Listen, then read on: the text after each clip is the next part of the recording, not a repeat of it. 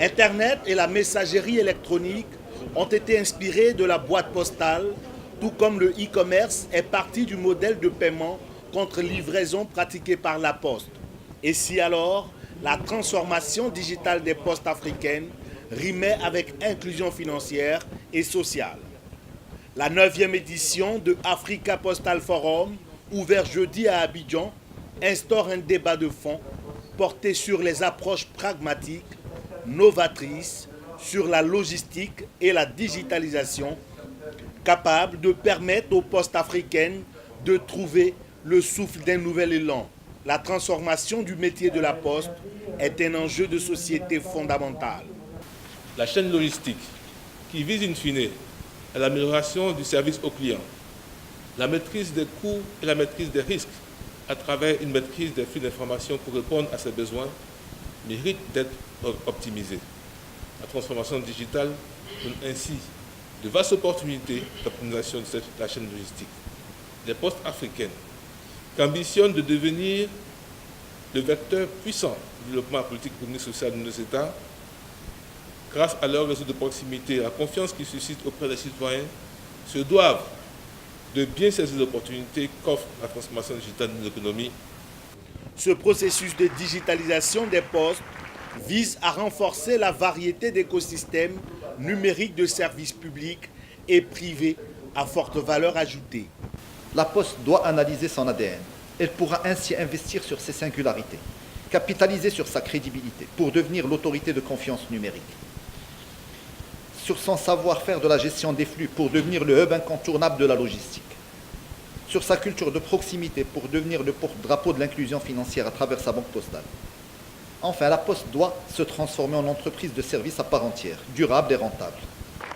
Les infrastructures demeurent l'épine dorsale de la mutation des postes africaines.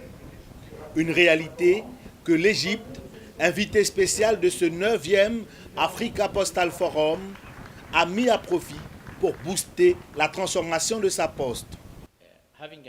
Dès 2015, en Égypte, nous avons compris le défi des infrastructures.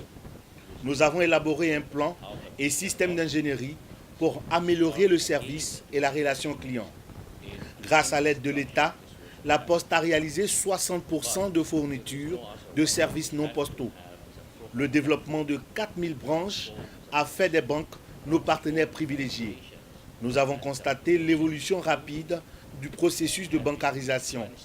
Aujourd'hui, nos souscripteurs disposent de cartes bancaires avec lesquelles ils peuvent faire toutes leurs transactions.